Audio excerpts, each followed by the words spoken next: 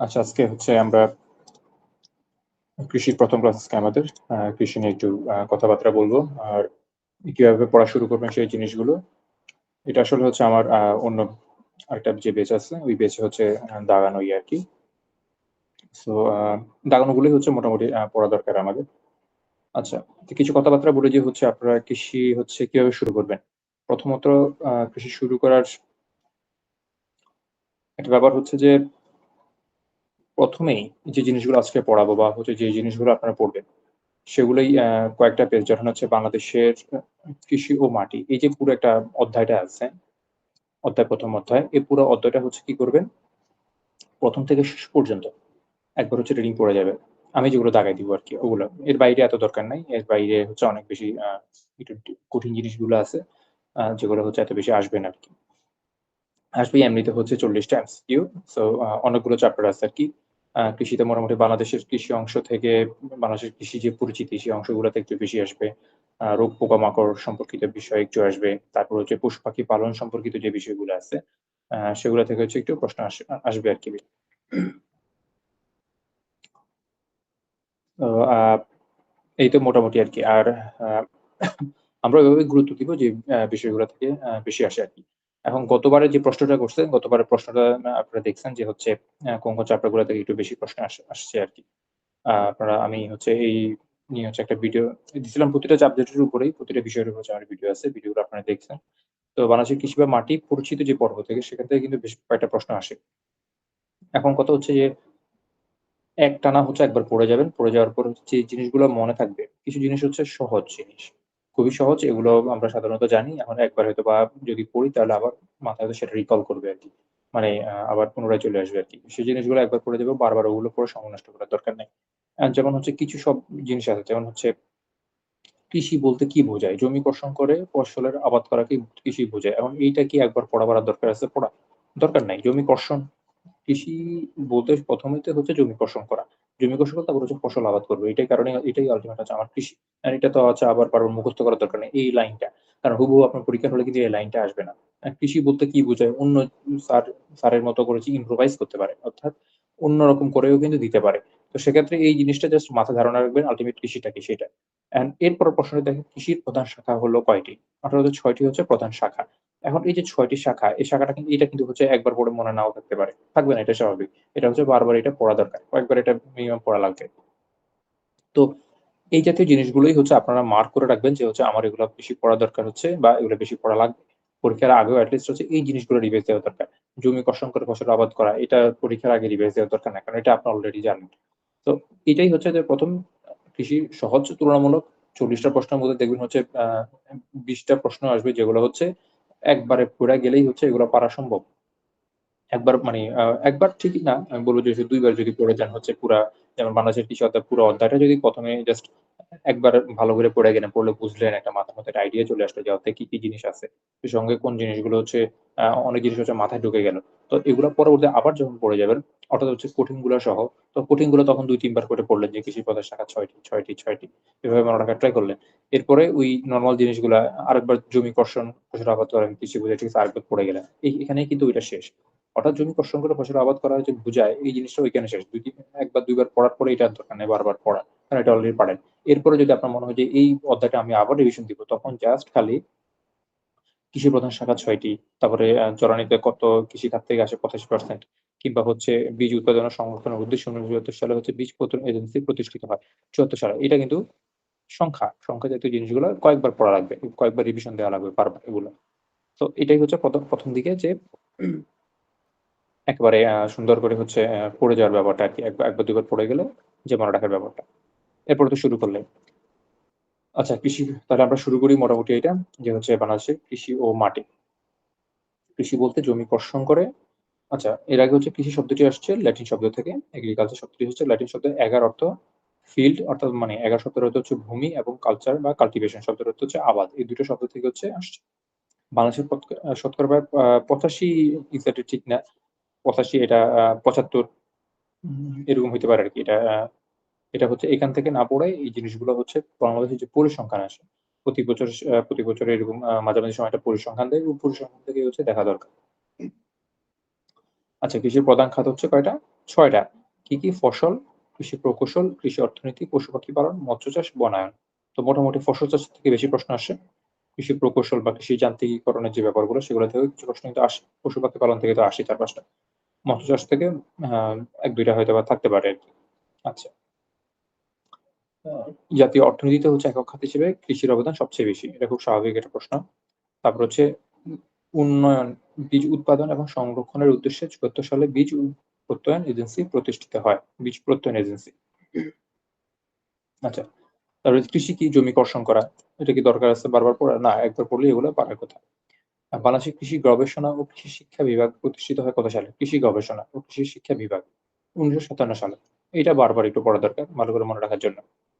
এবার বাংলাদেশ কোন অঞ্চলে অবস্থিত? ইম্পোর্টেন্ট প্রশ্ন। ক্রান্তীয় অঞ্চল। মানে কৃষি বাংলাদেশের আবহাওয়াটা কেমন? কৃষির উপযোগী? সেই সঙ্গে হচ্ছে এটার পরিবেশটা কেমন? কতটুকু বৃষ্টিপাত হয়? এই জিনিসগুলো ইম্পোর্টেন্ট। মৌসুমী জলবায়ুর সাধারণ বৈশিষ্ট্য কি? বিভিন্ন ঋতুতে জলবায়ু তারতম্য হবে, তবে কোন ঋতুতেই চরম প্রভাবাপন্ন হবে না। অর্থাৎ ওদের তারতম্য, সামান্য তারতম্য। চরম প্রভাবাপন্ন খুব বেশি শীত হবে না, খুব বেশি গরম হবে না। যদিও এখন গরম খুব বেশি পড়তেছে, আস্তে, আস্তে বাড়তেছে। কিন্তু মানে এটা হচ্ছে মৌসুমী যে জলবায়ু, সেই মৌসুমী জলবায়ুর একটা বৈশিষ্ট্য। বাংলাদেশের বেশিরভাগ অঞ্চল কোন এলাকার অন্তর্ভুক্ত? সাম্প্রতিক কালের প্লাবন সমভূমি অঞ্চল। সাম্প্রতিক কালের প্লাবন সমভূমি অঞ্চল। বাংলাদেশটা গঠিত হইছে কিন্তু হচ্ছে হিমালয় কিংবা হচ্ছে অন্যান্য যে ওইদিকে যে হচ্ছে পর্বতগুলো আছে এগুলা থেকে কিন্তু হচ্ছে যে পানি আসে। পানির মাধ্যমে হচ্ছে পলি আসে। এই পলি আসে জমে কিন্তু বাংলাদেশ হচ্ছে। বাংলাদেশ কিন্তু হচ্ছে প্রতি বছর কিন্তু একটু, একটু করে বাড়তেছে। সংখ্যাটা খুবই অল্প বাট একটু, একটু করে বাড়তেছে। এই যে নদীবাহিত যে পলিগুলা সেগুলো জমা হয়ে কিন্তু আল্টিমেট বাংলাদেশ গঠিত হইছে। সাম্প্রতিক কালে প্লাবন সমভূমি অঞ্চল। জলবায়ুর ভিত্তিতে বাংলাদেশকে কত ভাগে ভাগ করা যায়? ৬ ভাগে। এটা জাস্ট একটু ৬ ভাগে ভাগ করা যায় এটা মনে রাখলে চলবে। চাষকৃত শস্যের ফলন কিসের দ্বারা নিয়ন্ত্রিত হয়? চাষকৃত শস্যের আ ফলন হচ্ছে আবহাওয়ার দ্বারা নিয়ন্ত্রিত হয়। হ্যাঁ, জলবায়ু একটা আ আবহাওয়া হচ্ছে তো অল্প সময়ের আবহাওয়া। অর্থাৎ আবহাওয়াটা খুবই অ একেক বছরের আবহাওয়া একেক রকম হইতে পারে। সো ওই আবহাওয়ার উপর ডিপেন্ড করে। এখন এই বছর ভুট্টা চাষ করে হচ্ছে আমি ভালো ফলন পাইছি। আগামী বছরের আবহাওয়াটা এরকম নাও থাকতে পারে। তখন কিন্তু মানে খুব বেশি প্রভাবিত হয় আরকি আবহাওয়া। অল্প সময় যেটা খুব বেশি চেঞ্জ হয় সেই জিনিসটার দ্বারাই হচ্ছে বেশি প্রভাবিত হয়। আর জলবায়ু কিন্তু হচ্ছে কি কয়েকটা বছরে যেমন জলবায়ু হচ্ছে ৩০ থেকে ৩৫ বছরের আবহাওয়ার গড়। আবহাওয়া প্রতি বছরের একটা ইয়ে থাকে। বাট ৩০ থেকে ৩৫ বছরের একটা গড়ই হচ্ছে জলবায়ু আরকি। তো জলবায়ু হচ্ছে দীর্ঘ সময়ের এই কারণে এটার প্রভাবটাও হচ্ছে দীর্ঘ সময়ে আসে। বৃষ্টিপাত দ্বারা প্রভাবিত হইতে পারে। এটা যদি হচ্ছে এখন আমরা তো সাধারণত নরমাল বৃষ্টিপাত চিন্তা করতেছি। নরমাল বৃষ্টিপাত হচ্ছে যে স্বাভাবিক যে বৃষ্টিপাত সেটা চিন্তা করতেছি। এখন বৃষ্টিপাত যদি এত বেশি হয় যে সবকিছু ভাসায় নিয়ে গেল, ডুবাই নিয়ে গেল, সেটা হচ্ছে মানে খুবই চরম অবস্থা আরকি। সেটা চিন্তা করব না। তারপর বৃষ্টিপাত ও তাপ ২ টাই তো একই রকম। সো বৃষ্টিপাত ও তাপ। তার মানে এই ২ টা হওয়ার সম্ভাবনা কম। জলবায়ু আর আবহাওয়া। জলবায়ু যেহেতু দীর্ঘ সময়ের সেহেতু জলবায়ু থেকে বেশি হবে কি আবহাওয়া। আবহাওয়া দ্বারা এই বছর একটা আবহাওয়া, আগামী বছর হচ্ছে খুব বেশি গরম হইল। তখন কিন্তু চেঞ্জ হয়ে যেতে পারে চাষকৃত শস্যের ফলন। দিনের দৈর্ঘ্য বেশি হলে কি তাপমাত্রা বেশি হবে? এগুলো স্বাভাবিক প্রশ্ন। আচ্ছা। কৃষি তথা ফসল উৎপাদনের উপর জলবায়ুর প্রভাব কতটুকু? জলবায়ুর উপরই তো আল্টিমেট নির্ভর করে। যেহেতু জলবায়ু একটা দীর্ঘ সময়ের উপর ভিত্তি করে হচ্ছে আপনি একটা লং টার্ম প্রিপারেশন নিতে পারবেন হচ্ছে যে হচ্ছে আমি কি, কি ফসল উৎপাদন করব? আমার দীর্ঘমেয়াদী এটা চাষ করলে কিরকম হবে আরকি। সেই জিনিসগুলোর মতামতটা বা ইয়েটা ডিসিশন নিতে পারবেন।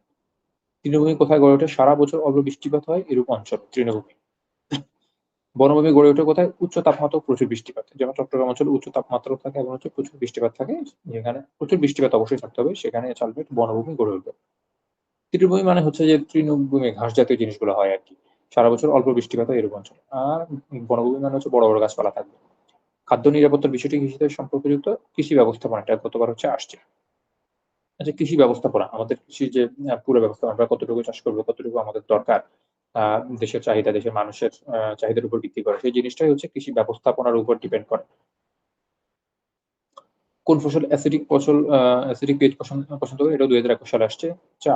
চা, কফি এগুলো হচ্ছে কি করে? অ্যাসিডিক ফসল মানে একটু অম্ল জাতীয় মাটি হচ্ছে পছন্দ করে। এই কারণে সিলেটের মাটিতে হচ্ছে ভালো হচ্ছে চা, কফি হওয়ার সম্ভাবনা আছে। চা তো হয়ই, কফি হওয়ার সম্ভাবনা আছে। ফসলের নিবিড়তার অবস্থা কিরূপ? বাড়ছে। হ্যাঁ, মানে ফসলের নিবিড়তা বলতে এক ফসলে হচ্ছে এখন অনেক বেশি পরিমাণে আমরা আগে ২ টা করতাম সেখানে নরমালি। এখন ৩ টা। এখন কোন জমিতে কিন্তু ৪ টাও করা হচ্ছে। তো ফসলের নিবিড়তা বাড়তেছে। তেল বীজের মধ্যে আবাদ সবচেয়ে বেশি হচ্ছে সরিষা। নেশা জাতীয় ফসল কোনটি? নেশা জাতীয় ফসল নেশা জাতীয় ফসলের মধ্যে বাংলাদেশের কোনটি আবাদ সবচেয়ে বেশি? বাংলাদেশে সবচেয়ে বেশি আরকি নেশা জাতীয়। গাঁজা-টাজা এগুলো তো নাই। তামাক তো হয় কিন্তু চা হচ্ছে সবচেয়ে বেশি। বাংলাদেশের একমাত্র প্রধান বহুশস্য গবেষণা প্রতিষ্ঠান হচ্ছে কি? বারিক। বহুশস্য বলতে হচ্ছে অনেক ধরনের ফসল নিয়ে তারা কাজ করে। তো বাড়ির পূর্ণরূপ অবশ্যই মনে রাখবেন।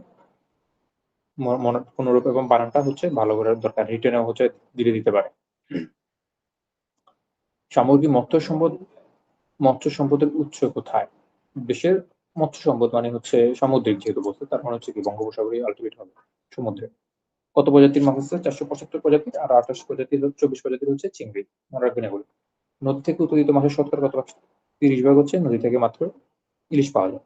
দেশে বাওড়ের অবস্থান যশোরে। বাওড়ের অবস্থান। আর হাওড়ের অবস্থান কোথায়? বাওড়ের অবস্থান যশোর, হাওড়ের অবস্থান হচ্ছে সিলেট এবং ময়মনসিংহ। কোথায়? সিলেট এবং ময়মনসিংহে। হাওড়, বাওড়ও আছে। বাওড়ের পার্থক্যটা কি আসলে বুঝতেছি না আমি এক্সাক্টলি। আচ্ছা, পরিবেশগত ভারসাম্য রক্ষার জন্য মোট দেশের অঞ্চলের শতকরা ২৫ ভাগ নরমাল। বাংলাদেশে হচ্ছে কিছু, কিছু ক্ষেত্রে ১৭ ভাগ দেয়, আবার কোনো ক্ষেত্রে হচ্ছে ৯ ভাগ। সো ২৫ ভাগ তো দরকার। বাংলাদেশের আ কতটুকু আসলে এক্সাক্টলি এই জিনিসটা জানাটা কঠিন। বনভূমি কিভাবে পরিবেশের ভারসাম্য রক্ষা করে? অক্সিজেন ত্যাগ করে কার্বন ডাই অক্সাইড। এটা শুধু বনভূমি না, এটা গাছপালাও করে একই কাজ। উপকূলীয় বনভূমির সবচেয়ে বড় উপকরণ ঘূর্ণি জলসেচ প্রতিরোধ। এগুলো একবার পড়লেই কিন্তু মনে রাখা দরকার এগুলো। প্রতিবেশ প্রয়োজনে কি? বনের নৈসর্গিক সৌন্দর্য ও নির্জনের উপভোগের জন্য ভ্রমণ। আচ্ছা। তারপরে হচ্ছে কোথায়? পাহাড়ি বনসম্পদ সরবরাহ ছাড়া কি উপকার? অবশ্যই বিভিন্ন ধরনের সুবিধা দেয় আরকি। যেমন হচ্ছে কি আ কি হইতে পারে? নানা প্রকার বন্যপ্রাণীর আশ্রয়স্থল হিসেবে কাজ করতে পারে। পাহাড়ি নদীগুলোর সেটাও হইতে পারে যে উন্নয়নের সুবিধা হয়। সামরিক বাহিনীর প্রশিক্ষণ কেন্দ্র হিসেবে ব্যবহার করা যায়। সর্বোচ্চ আর কি উপকার হয়? নানান প্রকার বন্যপ্রাণী আশ্রয় হিসেবে কাজ করে। বা পাহাড়ি নদীগুলো পানি প্রবাহ নিয়ন্ত্রণ করে। বনজ সম্পদ সরবরাহ ছাড়া। এগুলা আসলে এটা ডিপেন্ড করে হচ্ছে এখানে দিছে হচ্ছে কি পাহাড়ি নদীগুলোর পানি প্রবাহ নিয়ন্ত্রণ। সেটা তো করে। সে সঙ্গে নানা প্রকার বন্যপ্রাণী আশ্রয়স্থল হিসেবে কাজ করে। এখন এটা আশ্রয়স্থল হিসেবে পাহাড়ি আর বন হইতে পারে কিংবা হচ্ছে যে আচ্ছা এখানে বলছে প্রশ্নটা হচ্ছে কি হিসেবে কাজ করে তা না। প্রশ্ন হচ্ছে বনজ সম্পদ সরবরাহ ছাড়া আর কি উপকার করে? আর কি উপকার করে থাকে? সেটা হতে পারে মানে মানুষের কি উপকার লাগে? পাহাড়ি নদীগুলো পানি প্রবাহ নিয়ন্ত্রণ করেছে। যাই হোক বাংলাদেশের পূর্বাঞ্চলে সিলেট, পার্বত্য চট্টগ্রাম, কক্সবাজার এলাকায় হচ্ছে কি আছে? পাহাড়ি বনভূমি হচ্ছে দেখা যায়। কোথায়? এটা ভালো করে মনে রাখবেন। আচ্ছা, আর ময়মনসিংহ, দিনাজপুর, রংপুর ও রাজশাহী এতে হচ্ছে সমতল ভূমির বন দেখা যায়। সমতল ভূমির বনের প্রধান গাছ হচ্ছে শাল গাছ। শাল গাছ নতুন করে কাটলে আবার গজায়, সেই কারণে শাল গাছকে গাছ গজারিও বলা হয় বা এটা গাছও বলা হয়। তো সেখান থেকে হচ্ছে শাল বনের অপর নাম হচ্ছে গজারি বন। সমতল বনের প্রধান গাছ শাল, এটা আমরা জানি। আচ্ছা। তারপর হচ্ছে বাংলাদেশের দক্ষিণাঞ্চল বাগেরহাট, সাতক্ষীরা, খুলনা হচ্ছে কি এগুলোর দিকে হচ্ছে আলটিমেট উপকূলীয় বন। উপকূলীয় বন আলটিমেটলি হচ্ছে সুন্দরবন। সুন্দরী হচ্ছে অনেক বেশি পরিমাণে সুন্দরী গাছ আছে সেই কারণে এটার নাম হচ্ছে কি সুন্দরবন।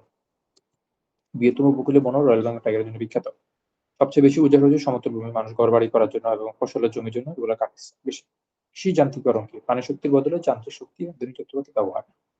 বাংলাদেশের কৃষি যান্ত্রিকীকরণে বর্তমান পর্যায়টিকে বলা যায় মিশ্র যান্ত্রিকীকরণ। হ্যাঁ, কিছু, কিছু ক্ষেত্রে হচ্ছে যান্ত্রিকীকরণ হয়েছে, কিছু, কিছু ক্ষেত্রে পুরোপুরি হয় নাই। এটাই আল্টিমেট বাংলাদেশের কিংবা অনেক ক্ষেত্রে হচ্ছে যান্ত্রিকীকরণ হয় নাই। এখনো ট্র্যাডিশনাল উপায়ে হচ্ছে করা হয়ে থাকে।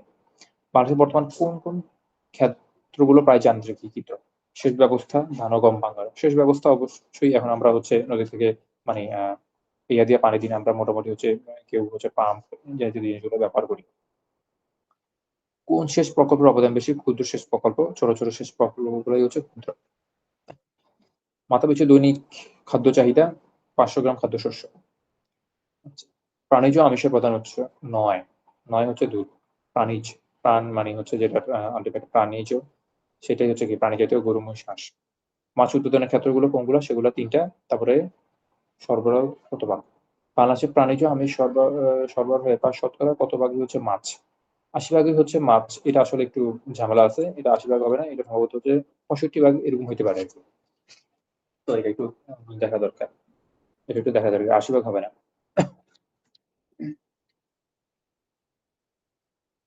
তারপরে অপুষ্টির অন্যতম প্রধান কারণ সেটা একটা ব্যাপার। অপুষ্টির সম্ভাবনা প্রাথমিক স্বাস্থ্য পরিচয় সম্ভাবনা সমাধান কোনটি? সমস্যা। আচ্ছা। খাদ্য সরবরাহ প্রাপ্যতা বৃদ্ধি করতে হবে। অপুষ্টি সমস্যা সমাধানের জন্য গৃহপালিত পশু-পাখি পালন করতে হবে। করলেই হতে পারে। প্রাথমিক স্বাস্থ্য পরিচর্যা সেটাও থাকতে হবে। সবগুলোই আল্টিমেট হচ্ছে অপুষ্টি থেকে বাঁচার উপায়। দরিদ্র কাকে বলা যায়? ন্যূনতম বসবাসযোগ্য বাসস্থান নেই, এগুলা একেবারে দারিদ্র হচ্ছে কি মাথাপিছু প্রতিদিন খাদ্য ৮১৫ ক্যালোরি কম পেলে, ১৮০৫ ক্যালোরি কম পেলে। ২১০০ হচ্ছে ক্যালোরির প্রয়োজন, ২১৫০ ক্যালোরি খাদ্য গ্রহণ করা আমাদের প্রয়োজন। ১৮০৫ এর নিচে পেলে হচ্ছে অপুষ্টিতে ভোগী আরকি। সেটাই হচ্ছে আল্টিমেট দারিদ্র। দরিদ্র বা দারিদ্রতা। বাংলাদেশে কোন কৃষিজাত পণ্যটি রপ্তানি করা হয় না? তুলা বাংলাদেশে বেশি চাষ হয় না, এই কারণে রপ্তানি করা হয় না। পাট এগুলো করা হয়। তো এই জাতীয় জিনিসগুলো এগুলো অপশনগুলো কিন্তু হচ্ছে অপশন দেখে হচ্ছে চিন্তা করতে হবে তখন।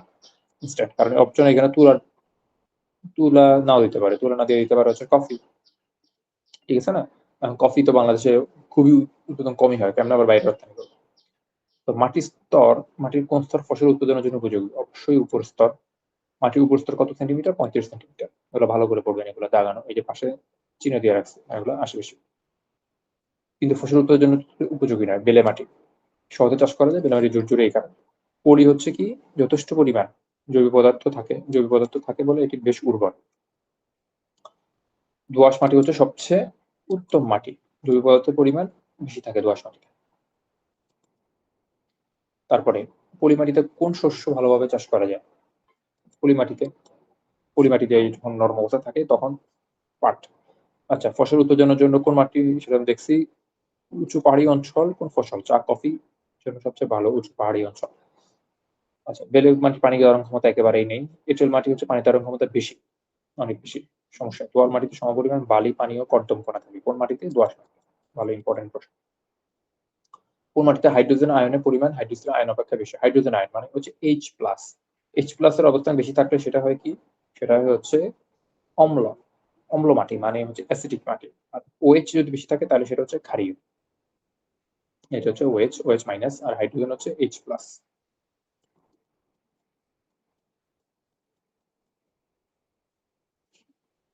আচ্ছা, অম্ল সৃষ্টিকারী সার হচ্ছে অ্যামোনিয়াম সালফেট এবং হচ্ছে অ্যামোনিয়াম সালফেটকে বারবার ব্যবহার করলে অম্লতা বৃদ্ধি পায়। অম্লতা কমানোর জন্য কি? চুন প্রয়োগ করতে হবে। কোথায়? মাটিতে চুন প্রয়োগ করতে হবে। এখন মাটির pH ৭ এর কম, সেটাই হচ্ছে অম্ল মাটি। pH ৭ 0 থেকে হচ্ছে ১৪ পর্যন্ত আছে। তো ১৪ এটা হচ্ছে pH স্কেল আরকি। ১৪ ৭ এর কম হইলে সেটা হচ্ছে বেশি অম্ল, অ্যাসিডিক। ৭ এর বেশি হলে সেটা হচ্ছে কি? ক্ষারীয় মাটি। আচ্ছা, ক্ষারীয় মাটির pH ৭ এর উপরে। আচ্ছা, উদ্ভিদ কৃষির সাহায্য হচ্ছে কৌশিক পানি সরবরাহ করে, আল্টিমেট হচ্ছে মূল ভ্রূণের সাহায্যে কৌশিক পানি গ্রহণ করে নিজের।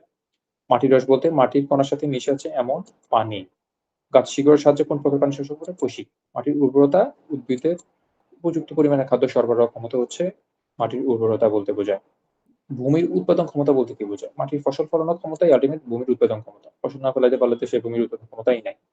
তো এই জাতীয় প্রশ্ন, এই জাতীয় ইয়াগুলো হচ্ছে একবার দুইবার পড়া দরকার, এগুলো বারবার পড়ার দরকার নেই। ভূমির উৎপাদন ক্ষমতা কিসের উপর নির্ভরশীল? মাটির ভৌত, রাসায়নিক, জৈবিক।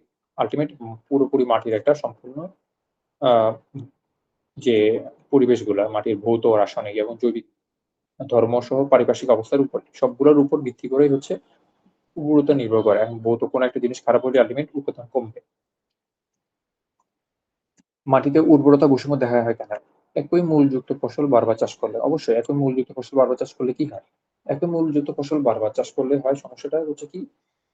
একটা গাছ যদি একই জমিতে ধান চাষ করলেও ধান প্রচুর পরিমাণে নাইট্রোজেন সংগ্রহ করে, নাইট্রোজেন। যার কারণে প্রচুর পরিমাণে ইউরিয়া দেওয়া লাগে। তো একই জমিতে বারবার এটা করতে থাকলে প্রচুর পরিমাণে নাইট্রোজেনের ঘাটতি হবে আল্টিমেট। তো এই কারণেই একই মূলযুক্ত ফসল চাষ করা খারাপ। মানে ফসল একই জমিতে একবার ধান করলো, ওই জমিতে পরবার অন্যটা করা উত্তম আরকি। উত্তম বলে ওইটাই হচ্ছে আদর্শ নিয়ম। মাটি জলমগ্ন হলে কিসের অভাব দেখা যায়? আল্টিমেট অক্সিজেনের অভাব দেখা দেবে। এটা স্বাভাবিক। চাষাবাদ প্রথম কাজ ভূমিকর্ষণ। বলতে বোঝাচ্ছে মাটির উপযুক্ত কি? আর্দ্রতা। প্রশ্ন আসে বারবার।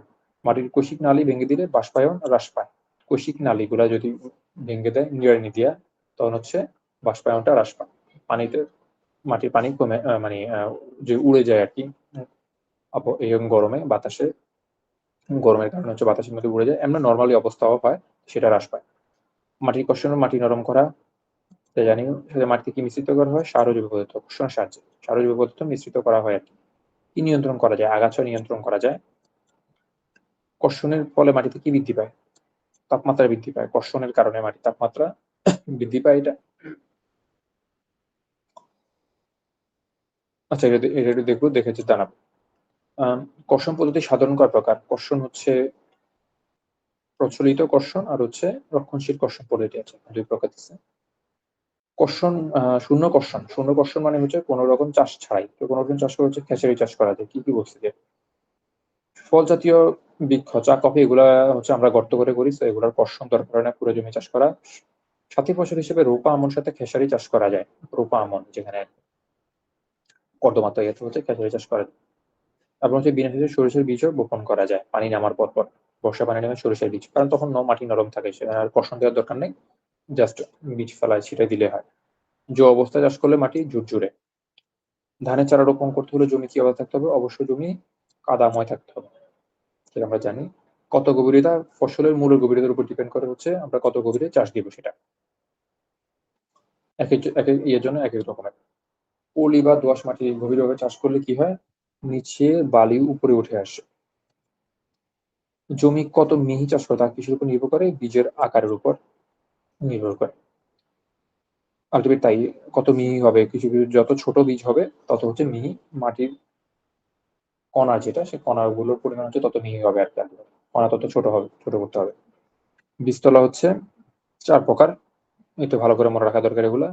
রিটেনে দিলেও দিতে পারে যে বীজতলা কত প্রকার লেখো। তো বীজতলা ৪ প্রকার। আদর্শ বীজতলা ১ মিটার চওড়া আর হচ্ছে ৩ মিটার হচ্ছে কি লম্বা হবে। 1:3। ২টি বীজতলার ৫০ সেন্টিমিটার ফাঁকা হবে। বীজতলার উপরে মাটি সমান হইতে হবে সবগুলা। ভালো করে এগুলো পড়া দরকার। ভাসমান বীজতলা কোন এলাকায় হয়? বন্যা কবলিত এলাকায় ভাসমান বীজতলা করা হয়ে থাকে। কারণ বন্যার কারণে মাটি সব পানির নিচে থাকে। সো ভাসমান বীজতলা করা হয় আরকি। ভাসমান বীজতলা কিসের উপর করা হয়? এটা সাধারণত যেকোনো জিনিসের, সাধারণত হচ্ছে কলা গাছের উপরে হচ্ছে যেমন হচ্ছে কচুরি ফেনা টানা দিয়া এর উপরে হচ্ছে মাটি দিয়া কর্দমাক্ত মাটি করার পরে ওইখানে আল্টিমেট বীজতলা তৈরি করা হয়ে থাকে। দাপক বীজতলায় চারা লাগানো উপযুক্ত হয় ২ সপ্তাহ। পানি দিতে হয়, পানি দিতে হয়। কলকারখানার প্রত্যুষ সারকে হচ্ছে রাসায়নিক সার বলে। আর নরমালি অন্যান্য সার যেগুলো সেগুলো হচ্ছে জৈব সার। জৈব সারের হচ্ছে নির্দিষ্ট সংকেত নাই। রাসায়নিক সারের সংকেত আছে। রাসায়নিক সার অধিক পরিমাণ ব্যবহার করলে জমির উর্বরতা শক্তি ক্ষয় হয়, ক্ষতি হয় আরকি। নাইট্রোজেন সমৃদ্ধ সার হচ্ছে সরিষার খৈল হচ্ছে নাইট্রোজেন। তো এগুলা সব পড়া দরকার। কি? নাইট্রোজেন সমৃদ্ধ সরিষার খৈল, তিলের খৈল, তিসির খৈল। ফসফরাস হচ্ছে হাড়ের গুঁড়া, মাছের গুঁড়া। পটাশ গৃহস্থালির ছাই। আর সাধারণ জৈব সার হচ্ছে খামারজাত সার, কম্পোস্ট এবং হচ্ছে সবুজ সার। এগুলো একবার ভালো করে এগুলা মনে রাখবেন। এগুলো থেকে আসবে। সাধারণ জৈব সার হচ্ছে কম্পোস্ট, যেটা হচ্ছে নরমালি করা হয়, পচানো হয় সেটাই। বিভিন্ন জিনিসপত্র দিয়ে আরকি নিজেরাও তৈরি করা যেতে পারে। তারপরে ভার্মি কম্পোস্ট আর জিনিস সবগুলো এক ধরনের কম্পোস্ট। আচ্ছা, কম্পোস্ট শব্দটা হচ্ছে একত্রে মেশানো। সবুজ সারের জন্য হচ্ছে শুটি জাতীয়। শুটি জাতীয় কি করলে? শুটি জাতীয় হচ্ছে বাতাস থেকে হচ্ছে নাইট্রোজেন সংগ্রহ করে, সেগুলো হচ্ছে মূলের সাহায্যে হচ্ছে আ শুটি জাতীয় গাছগুলো আরকি সবুজ সার হিসেবে বেশি ব্যবহার করা হচ্ছে। সেগুলো গাছে হচ্ছে নাইট্রোজেন সংগ্রহ করে। তো এগুলো যখন হচ্ছে মাটিতে মিশিয়ে দেওয়া হয় তখন আল্টিমেটলি প্রচুর পরিমাণে নাইট্রোজেন পাওয়া যায়। সবুজ সারের দৈনচা গাছ উপযোগী কখন? যখন গাছ ফুল আসা শুরু করলে। সবুজ সার, জৈব সার প্রয়োগ। সবুজ সারের হচ্ছে প্রধান উদ্দেশ্য জৈব সার প্রয়োগ করা। সবুজ শুটি জাতীয় সার ব্যবহার করলে সিম্বায়োসিস প্রক্রিয়ায় মাটিতে কি যোগ হয়? নাইট্রোজেন, একটু আগে বলতেছিলাম। হিউমাস কি ধরে রাখে? অবশ্যই পুষ্টি উপাদান ধরে রাখে। গাছের খাদ্যবস্তু কি? পুষ্টি উপাদান। গাছ বাতের সাথে যেগুলো ধরুন এগুলো কিছুই খায় না, পুষ্টি উপাদান খায়। আর হচ্ছে পানি শোষণ করে। এটা খাদ্যবস্তু না, এটা হচ্ছে জাস্ট পানি শোষণ করছে। উদ্ভিদের অপরিহার্য পুষ্টি উপাদান ১৮টি। এর মধ্যে হচ্ছে ৯টা মুখ্য আর ৯টা হচ্ছে গৌণ। এগুলো ভালো করে মনে রাখবেন। উদ্ভিদ কি হিসাবে পুষ্টি উপাদান সংগ্রহ করে? আয়ন হিসাবে। আয়ন। উদ্ভিদ যেমন হচ্ছে ক্যাটায়ন, অ্যানায়ন এই জাতীয় আরকি। উদ্ভিদ বায়ু থেকে কি গ্রহণ করে? কার্বন। পানি থেকে হাইড্রোজেন, মাটি থেকে ফসফরাস। বহুদিন একই জমিতে শস্য চাষ করলে জমির অবস্থা কিরূপ হয়? ভূমির উর্বরতা শক্তি কি হয়? কমে যায়। আচ্ছা, মাটিতে সার প্রয়োগের মুখ্য উদ্দেশ্য পুষ্টি উপাদান, এটা জানি। তাড়াতাড়ি অপসারিত হয় নাইট্রোজেন। কোনটা? নাইট্রোজেন অপসারিত হয় খুব তাড়াতাড়ি। জৈব সার কোন সময় জমিতে ব্যবহার করতে হয়? চাষ দেবার শুরুতে।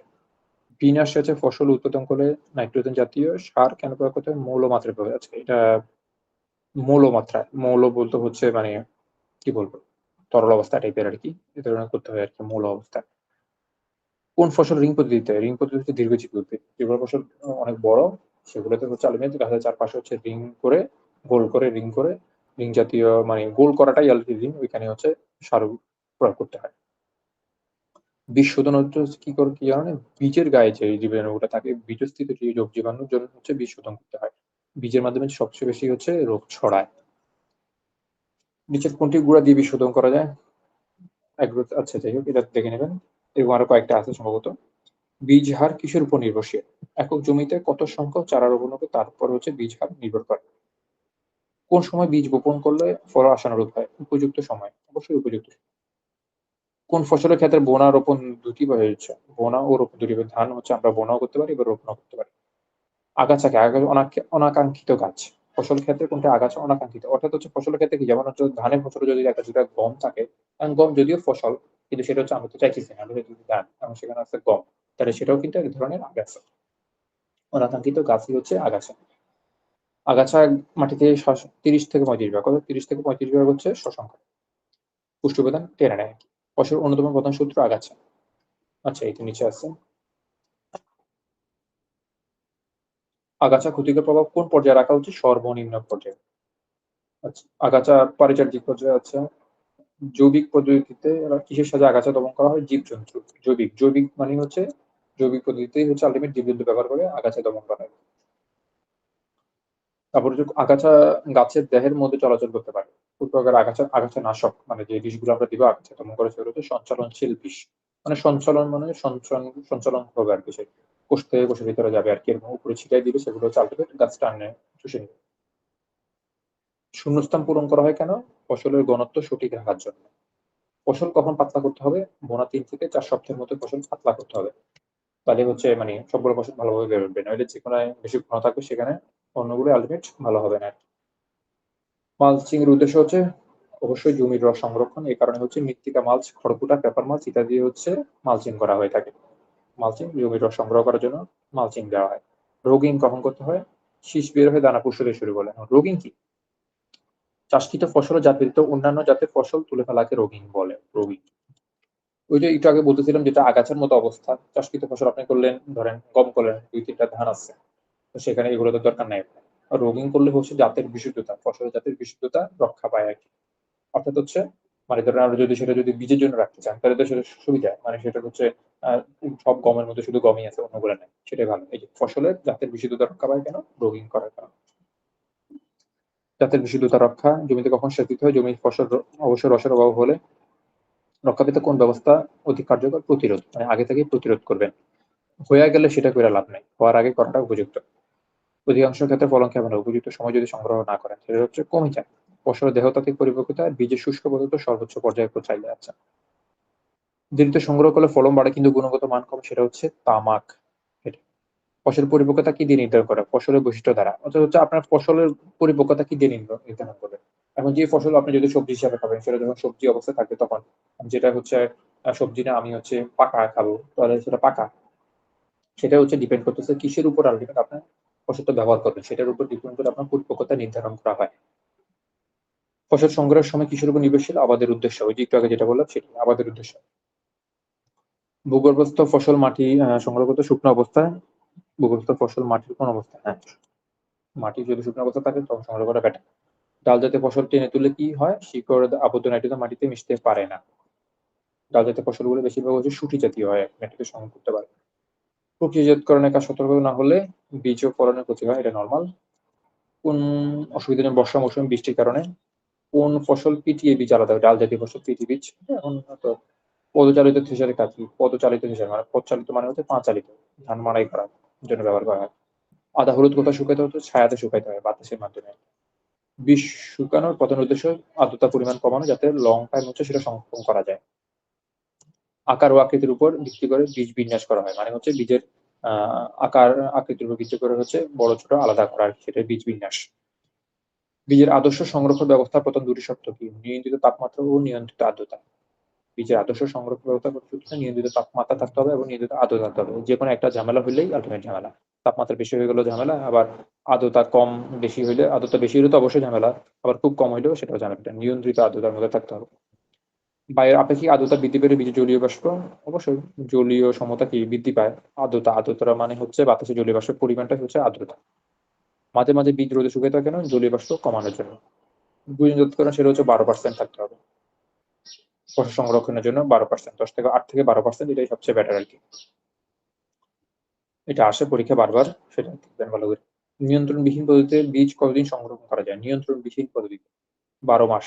সব বীজ 12 মাস সংরক্ষণ করা যায় না। কিছুগুলা হচ্ছে করা যায়। মানে নিয়ন্ত্রণবিহীন মানে ১ম অবস্থায় হচ্ছে শুকায়-টুকায় হচ্ছে ইয়ে করে ফেললেন। তারপরে নরমাল অবস্থায় রেখে দিলেন। কোন তাপমাত্রার নিয়ন্ত্রণ নাই, আর্দ্রতারও নিয়ন্ত্রণ নাই। ১২ মাস আসলে সবগুলা ১২ মাস থাকবে।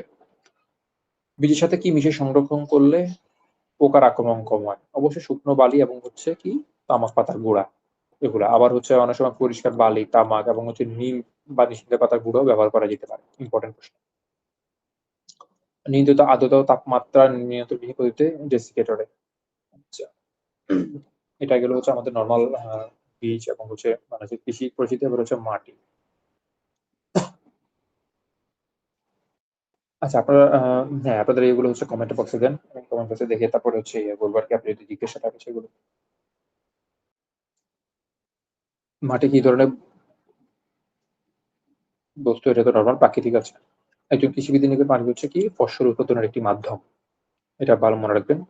মাটির প্রধান উপকরণ কয়টি? ৪ টি। কি, কি? খনিজ পদার্থ থাকবে ৪৫ ভাগ, জৈব পদার্থ ৫ ভাগ, পানি ২৫, বায়ু ২৫। পানি, বায়ু ২৫, খনিজ পদার্থ ৪৫ আর জৈব পদার্থ ৫ ভাগ। জৈব পদার্থ সবচেয়ে বেশি ইম্পোর্টেন্ট। জৈব পদার্থকে হচ্ছে মাটির কি বলা হয়? প্রাণ বলা হয়।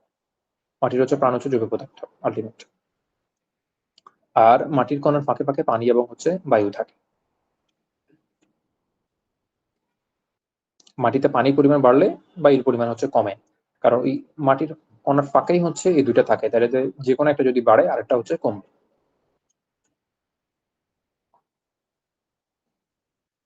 আচ্ছা, তারপরে কি ক্যালসাইট হচ্ছে চুনাপাথর থেকে আসে। তাপমাত্রা বাড়লে শিলার আয়তন বেড়ে যায়। আচ্ছা, বরফ পানিতে পরিণত হয় 11% বাড়ে। বরফ যখন পানিতে পড়ে তখন তার আয়তন বেড়ে যায়। কত পার্সেন্ট বাড়ে? সেটা হচ্ছে 11%। উদ্ভিদ পুষ্টির জন্য সবচেয়ে বেশি গুরুত্বপূর্ণ কোনটি? সেটা হচ্ছে কি কর্দম করা। সরি, উদ্ভিদের পুষ্টির জন্য হ্যাঁ, কর্দম করা। পরিমাণটা হচ্ছে গুরুত্বপূর্ণ। পলিগনও ইম্পোর্টেন্ট। পলিগনে হচ্ছে মানে পুষ্টির পরিমাণটা বেশি থাকে আরকি পুষ্টির জন্য।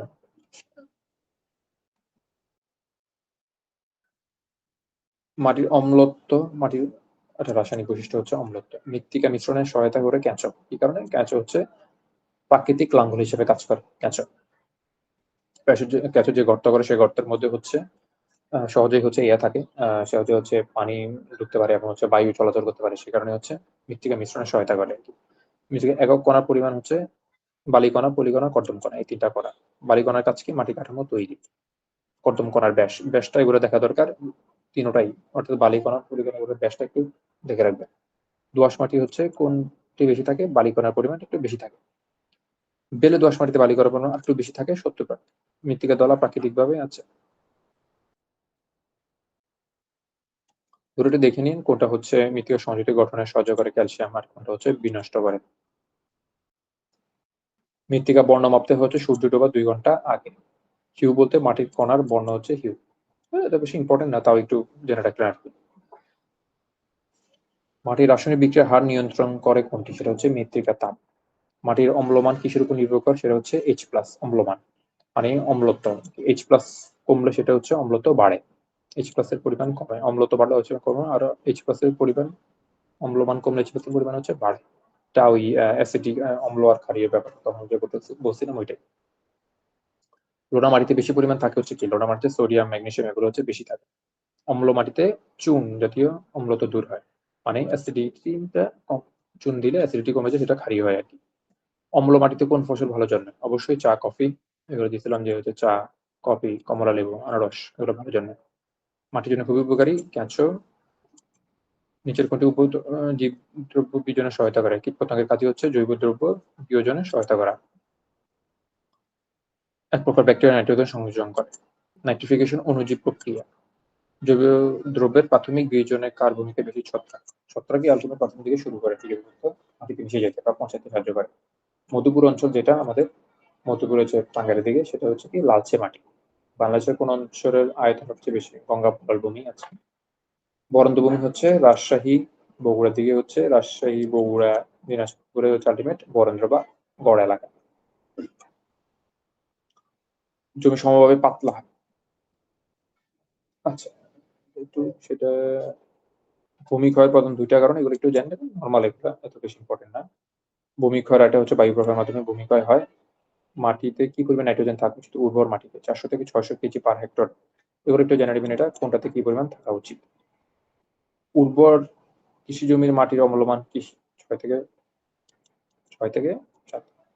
নিচের কোনটি মাটির উর্বর বৈশিষ্ট্য? সেটা হচ্ছে সুষম অনুপাতে উদ্ভিদ পুষ্টির উপস্থিতি। উর্বর মাটির বৈশিষ্ট্যই হচ্ছে এইটা।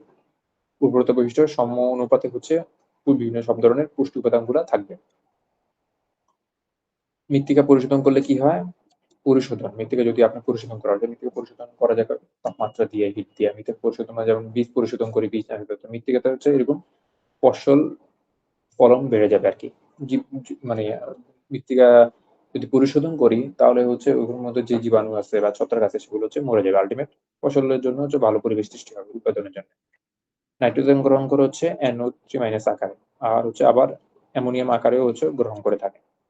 ইউরিয়া সার হচ্ছে ব্যবহার করলে কি করতে নাই। ইউরিয়া সারের সাথে চুন ব্যবহার করতে নাই এর সঙ্গে। ইউরিয়া সার হচ্ছে উদ্বায়ী, ওরা ঝামেলা তৈরি করে। ইউরিয়া সারের সংখ্যাটা হচ্ছে CH2N আবার হচ্ছে CH2। এটা হচ্ছে ইউরিয়া সম্ভবত হচ্ছে ইয়ে। এটাকে কি বলে? ইউরিয়ার রাসায়নিক সংকেত আরকি আসতে পারে CH2, আসলে ব্যাপারটা লেখা ঠিক না। CH2 গ্যাপ দিয়ে হচ্ছে কি আছে? এখানে আসলে জায়গা কম।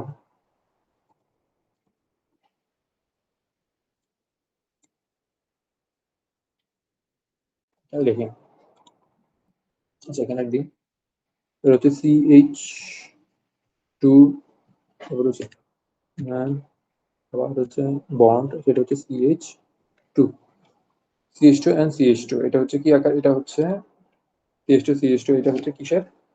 এটা হচ্ছে ইউরিয়া। ইউরিয়া হচ্ছে রাসায়নিক সংকেত CH2 and CH2। CH2 CH C এর সঙ্গে হচ্ছে ২ টা হাইড্রোজেন আছে, আবার এখানে হচ্ছে নাইট্রোজেন আছে একটা মাঝখানে। মাঝখানে যে হাইফেনের মতো এগুলো হচ্ছে বন্ড আরকি। আপাতত কেমিস্ট্রি কিছুটা পড়ানো হয়েছে ১ম দিকে একাডেমিকে, ওইখানে থাকার কথা। লবণাক্ত মাটির অসুবিধা কি? অধিক পরিমাণে সোডিয়াম থাকে, ম্যাগনেসিয়াম থাকে, এগুলোই সমস্যা। আচ্ছা, তারপরে ভবিষ্যৎ থেকে কতটুকু গভীরতা পর্যন্ত বৈজ্ঞানিক দৃষ্টিতে মাটি বলে? ১৮০ সেন্টিমিটার। মাটির পিএইচ হচ্ছে মৃদু অম্ল থাকবে। এটা যেহেতু ৫.৫ থেকে ৬.৫ ৭ এর নিচে, সেটাই হচ্ছে আল্টিমেট অম্ল। আর নিরপেক্ষ মাটি হচ্ছে ৬.৬ থেকে ৭.৩ বেটার আরকি বিভিন্ন ইয়ার জন্য। আ বিভিন্ন ফসল কিন্তু একটু হালকা অম্ল মাটি পছন্দ করে। চাষাবাদ করলে তা কি হবে? মাটি যে স্তর চাষাবাদের ফলে পরিবর্তিত হয় সেটাকে কর্ষণ স্তর ও কর্ষণতল মাটির উপস্তর দুটির প্রধান অংশ। কোন স্তর থেকে কৃত্রিম নমুনা সংগ্রহ করতে হয়? সেটা হচ্ছে কর্ষণ স্তর থেকে কত মিটার দূরে, এগুলো একটু দেখে নিয়ে। এগুলো নরমাল জিনিসপত্র ২ থেকে ৩ মিটার, এগুলো আপনারা প্র্যাকটিক্যালি হয়তোবা করছেন। আচ্ছা। সবুজ সার চারা লাগানোর কতদিন পূর্বে ভালোভাবে রোপণ করতে হয়? ৫ থেকে ৭ দিন। বিশেষ করে ৭ দিন আগে আরকি রোপণ করাটা হচ্ছে বেটার। তাইলে হচ্ছে মাটিতে ভালোভাবে মিশে যেতে পারে। চারা লাগাইলেই হচ্ছে সাথে পুষ্টি পাওয়াগুলো পুষ্টি পাইতে শুরু করে আরকি। কি ধরনের জমি? অবশ্যই উঁচু জমি, ফসল সংগ্রহ করতে উঁচু জমি হচ্ছে লাগবে। মোজা ১৬ ইঞ্চি, এটা নরমাল জিনিস। আচ্ছা, উদ্ভিদ মাটি হতে কি উপাদান? সেটা হচ্ছে নাইট্রোজেন। তো মৃত্তিকা বায়ুতে কি থাকে? কার্বন ডাই অক্সাইড থাকে। এরপরে হচ্ছে বিভিন্ন সালে যে প্রশ্নগুলো, এগুলো সম্পর্কে কোনো কথা নাই। এগুলা দেখাবো না। এগুলা বেশিরভাগই হচ্ছে আমরা একটু আগে দেখছি।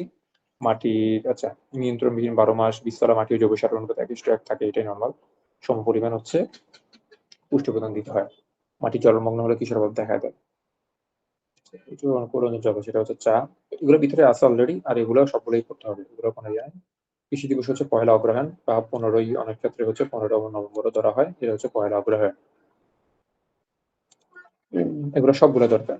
সবগুলা সুন্দর করে এগুলো। কর্ষণ ৬ থেকে ১০ সেন্টিমিটার আলগা জোরে করতে হয়। এই জিনিসগুলো ইরাডামকি অনুযায়ী ধান। বিগত সালে যত প্রশ্ন আছে সবগুলোই হচ্ছে দেখবে। এগুলা কোনো বাদ দেওয়ার কিছু নাই। বিগত সালের প্রশ্নগুলো থেকে। সবই করতে হবে। এই কারণে এগুলো দেখাই দিলাম না। কোনো একটা সমস্যা যদি হয় বা ঝামেলা হয় তখন বলবেন, আচ্ছা তখন দেখাই দিব। আচ্ছা আপনাদের আচ্ছা, শুরু করবেন ওইটা ওইভাবেই শুরু করবেন যেটা বলছি। উম ঠিক আছে। শুরু করুন ওইভাবে। একবার পড়ে যাবেন, একবার পড়ার পরে যেগুলা মনে হবে যে মনে থাকতেছে না। মনে থাকে না, একবার ২ বার হচ্ছে সবগুলোই পড়ে যাবেন। ২ বার মিনিমাম পড়লেন ধরেন। পড়ার পরে এরপরে যেগুলো খুবই মনে হবে ওগুলো পাশে আমাদের দাগ দিয়ে যাবেন আপনার বইয়ে। দাগ দেওয়ার পরে ওগুলো বারবার হচ্ছে আবার পড়তে হবে। তাহলে হচ্ছে ওভাবে হচ্ছে মনে থাকবে। সব বিষয়ের ক্ষেত্রেই একই রকম অবস্থা। কৃষি তুলনামূলক হচ্ছে একটু প্রশ্ন বেশি একটু সহজে আসবে। আর এগুলো আপনার পড়ছেন না। তো অন্যগুলোর সময় তুলনায় সময় কম দেওয়া লাগবে। সময় আপনাদের বেশি দেওয়া লাগবে হচ্ছে কোথায়? ইংলিশে। ইংলিশটা ঝামেলা করবে আপনাদের বেশি। ইংলিশে অনেকের বেসিক খুব খারাপ। আ গত যে কাজটা নিলাম ওইটাতে বুঝছি আর অনেকের অবস্থা। সো ইংলিশে একটু বেশি জোর দিতে হবে আরকি। আচ্ছা। ইংলিশে কিন্তু কথা অধিক বলছি আমরা মোটামুটি ইংলিশে একটু বেশি সময় তো দিবই। কৃষিতে মোটামুটি যেহেতু অনেকে আপনারা অনেক জিনিসই পড়তেছেন বা পড়েন এগুলো সহজ আছে তুলনামূলক। ওরা মুখস্থ নির্ভর হচ্ছে একটু বেশি। আর ইংলিশে একটু ঝামেলা হবে। ইংলিশে হচ্ছে কিছু জিনিসগুলো বুঝতে হবে, কিছু হচ্ছে ব্যতিক্রম জিনিস আছে যেগুলো একটু না ধরা দিলে হচ্ছে বুঝবেন না। তো সেই জিনিসগুলো এলিমেন্ট করতে হবে আরকি।